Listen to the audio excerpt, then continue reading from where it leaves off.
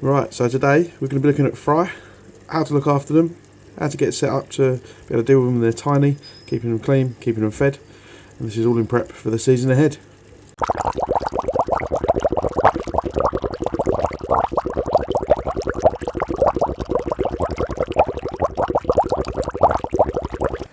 Welcome back to Watch Koi for another one. So today a little bit different. I'm inside. I'm not braving the weather outside of this present moment in time. I'm just going to give you a very quick update of what's going on. Obviously it is the off season. I'm trying to get myself set up, prepared for the week ahead. As you've seen from some of the shorts, I do have quite a few tropical tanks inside, different setups, etc. But the main one I'm going to be focusing on is this one. Just before I clean it out, I thought I'd give a quick overview of what's going on in here.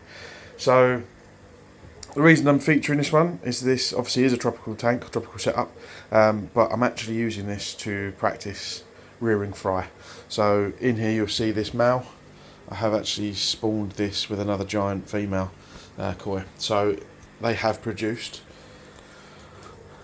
about 30 eggs. It was their first go, and I've got all the fry in here which are doing pretty well. You can see the little, well, they're much bigger than they were, to be fair, but the little black dots with the lines on them. And I'm just testing different things that I can do. I've got a little fry rack set up in here. You know, it's only a tiny tank, but you still can do it on a tiny tank. The whole idea behind the fry rack is you can collect all the crap in it, you can suck it all out very quickly, and you can find it very easy to feed the fry in a concentrated method. It's just got little drips going in, and then it's got a little air stone just to keep the water surface tension moving. The pump is a tiny little pump that just recirculates the water up and in.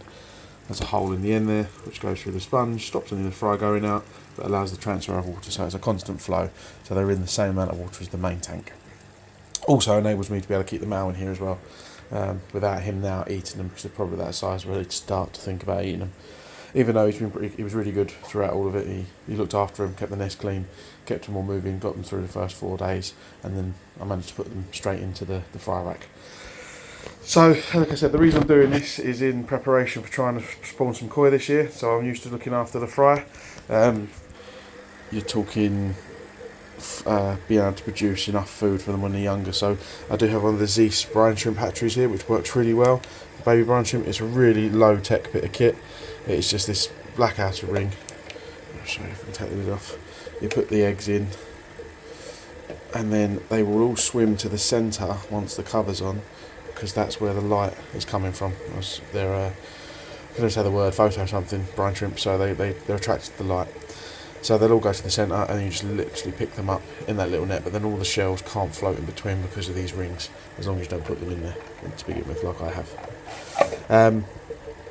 So that works really well. And then this one here, I'm trying to sort out rearing on some baby brine shrimp into larger ones.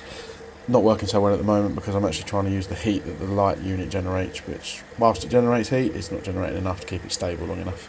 So I'm going to have to get some sort of little heater for that, but I don't really want to go and run another 25 watt or 50 watt heater, so I'm going to see if I can find a 5 or a 10 watt that will do the job. Need to be happy to have portions of these 3-4 times a day. I'm already struggling with 30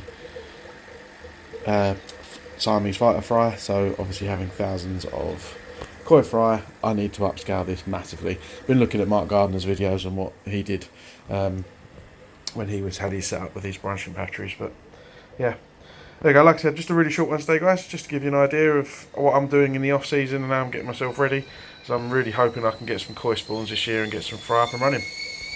And I'll leave you with these guys to have a look at briefly. I hope you enjoyed that. I hope it gave you an idea what I'm up to. Again, no, these aren't koi. I know it's not koi related, but just trying to show you how the methods of cross fish keeping do actually align, and this is just practice for me trying to ramp up my brine shrimp hatcheries and make sure I've got enough food for any young spawn. Obviously the more food you've got, the more growth you're going to get. So yeah, give us a like, guys, give us a subscribe, and I'll speak to you all soon. Cheers for watching.